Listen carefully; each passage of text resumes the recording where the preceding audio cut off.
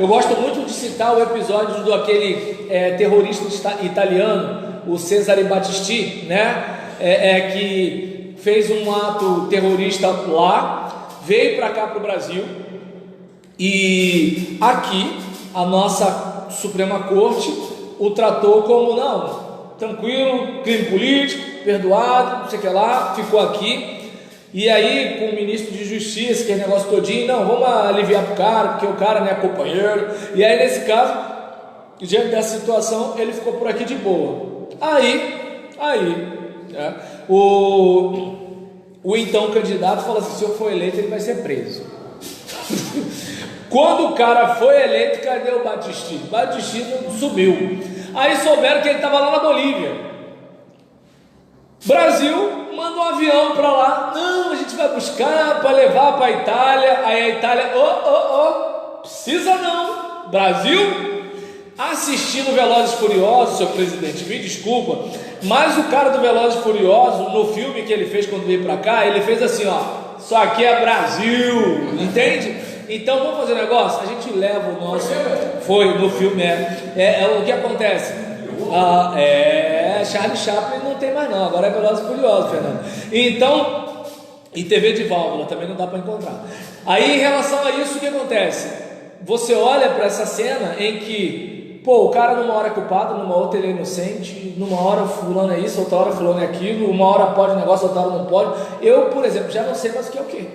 Sou Pilatos não, mas o que é verdade? Não sei. Por exemplo, prisão em flagrante. Eu não sei mais o que é, né? Não sei. Porque é aquele caso, prisão em flagrante, você fez um negócio errado, você está preso.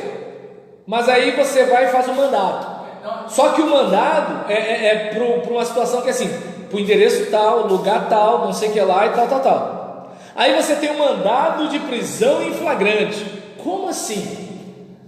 Você emite o mandado, com o endereço, tudo direitinho. Mas flagrante porque ele postou na rede social.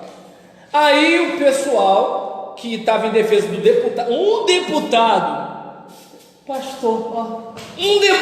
é preso porque falou, pastor, olha aí, o que acontece? E aí o pastor já gosta de fé pública, né? Se alguém chamar de safado, todo mundo acredita.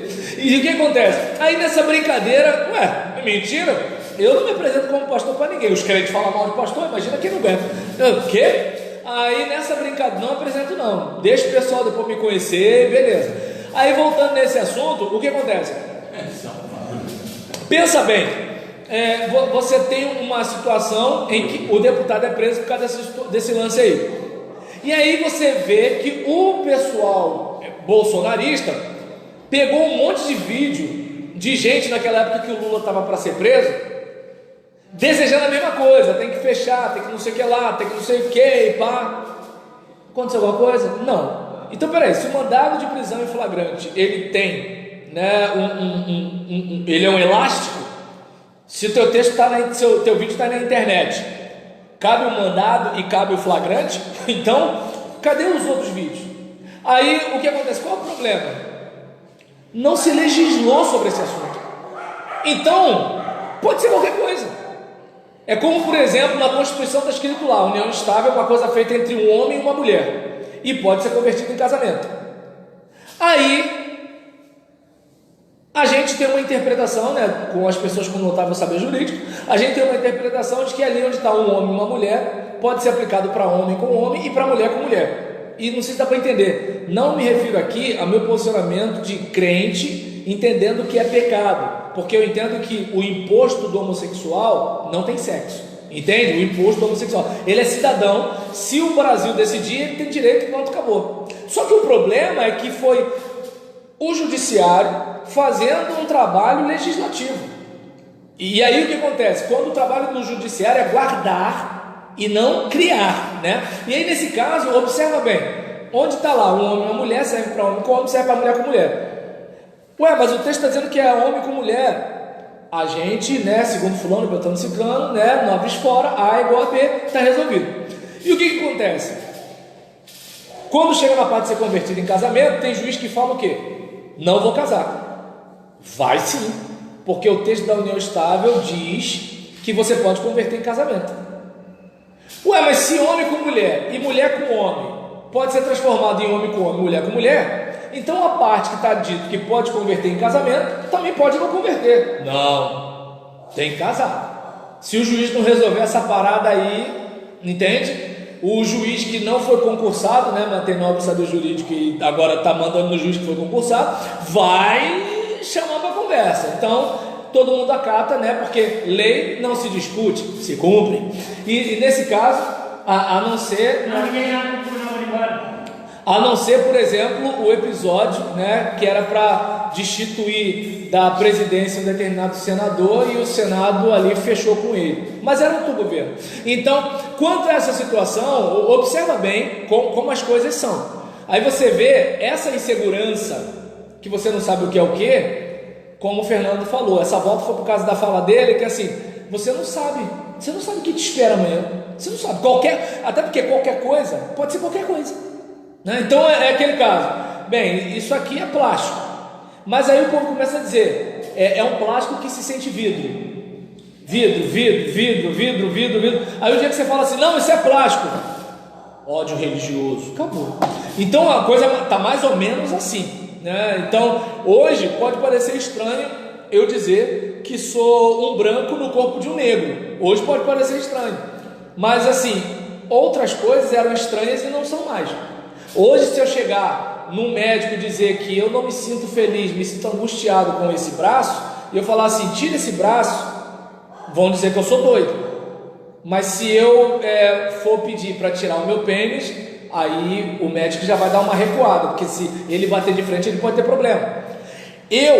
Se eu estou passando por alguma angústia em relação à minha sexualidade, e eu quero sair do armário, agora não sou mais o Roberlândia, eu quero ser a Roberlândia, o terapeuta vai me acompanhar nessa caminhada para me ajudar a apaziguar a minha crise.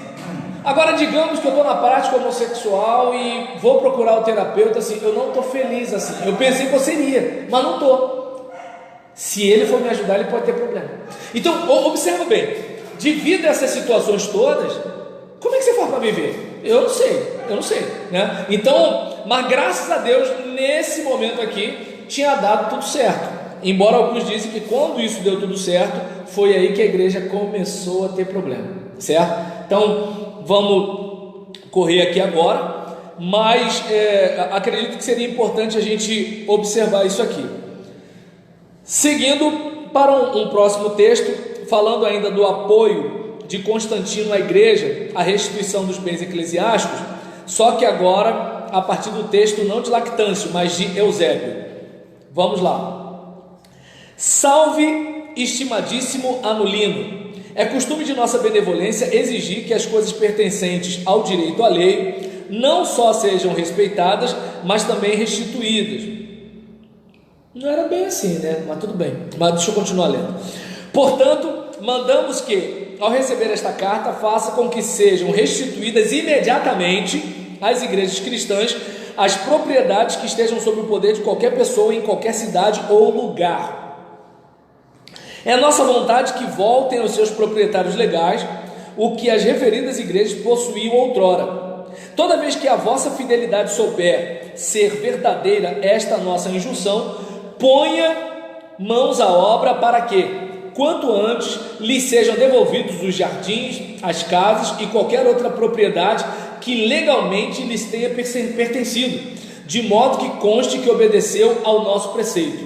Adeus, amado e estimado Anulino. Então você olha para lá, bota mais um pouquinho, por favor, de café. Aí você olha para cá e verifica o seguinte, que assim, é onde a gente precisa ter uma percepção da diferença de governo para Estado. Porque uma coisa é o seguinte, por que está lá o texto fechado da Constituição? Para não virar bagunça e cada dia uma coisa mudar. Por que a gente tem eleição a cada 4 anos? Porque o camarada ele está ali, mas ele não é rei. Então ele está lá, ele governa dentro do quadrado da lei, porque o judiciário está de olho nele para ele não fazer nada fora da lei. E tem os parlamentares que tem o seu período também de renovação. A renovação, devido ao caso do coeficiente eleitoral que a gente não entende, a gente vota no Fernando, mas quem entra é o Renato. E acabou, né? E o Renato fica lá 1000 anos. Não sei como, se a gente vota no Fernando, mas aí é uma outra situação. E quem tem que mudar essa regra do jogo é quem está no jogo. Renato nunca vai mudar essa regra. Voltando para cá, então você tem essa oxigenação no legislativo, no executivo. No judiciário não, tem ministro que vai ficar lá até os próximos 27 anos. Então, aí no caso, em que não são representantes do povo. E nessa situação você tem um lance como esse, em que assim, por que tem que ter a rotatividade? Porque é o Estado, não é a pessoa. Aqui qual era o problema? Se misturava o Estado com o governo, com a pessoa. Por quê? O cara entrou, eu faço o que eu quero. No caso da gente, quando isso acontece, fica parecido. É como se tivesse voltado lá para a Idade Antiga. Apareceu um cara sozinho, dá uma canetada no Supremo. Peraí, o Supremo são 11. Aí um dá a canetada e ficou por isso mesmo. Aí você olha e fala assim, mas peraí. Aí você tem, por exemplo, aquela situação do culto. Em São Paulo, um ministro decide uma coisa. Em Minas, um ministro decide outra coisa. Aí tu fala assim, que guardião de Constituição é essa? Aí eu sou obrigado a repetir. Que guardião de Constituição é essa? Onde o problema praticamente idêntico, os estados são diferentes, mas o problema praticamente idêntico, vem decisões totalmente diferentes. Então a gente tem um Supremo ou tem 11 Supremo? Aí você vê, por exemplo, a questão do governo. Você tem, por exemplo, um prefeito que toma uma decisão, tem um outro prefeito que toma outra decisão. Então você tem, por exemplo, você está no estado, é uma coisa, você está no outro estado, é outra coisa, você está no município, é uma coisa, você está no outro município, é outra coisa. Aí nessa hora você pira. Então, ou seja, foi preciso acontecer a pandemia para a gente perceber o que são nossos políticos, para perceber quem são nossos juízes. Então, hoje é a pandemia, amanhã se tiver qualquer outra coisa, para o seu bem, Gilson, entende? Eu vou tirar a sua casa, mas é para o seu bem. Entende? Então aí você olha, e qual é a parte complicada? A parte complicada é que você vê gente comemorando polícia bater em trabalhador. Você vê gente comemorando guarda municipal bater em trabalhador.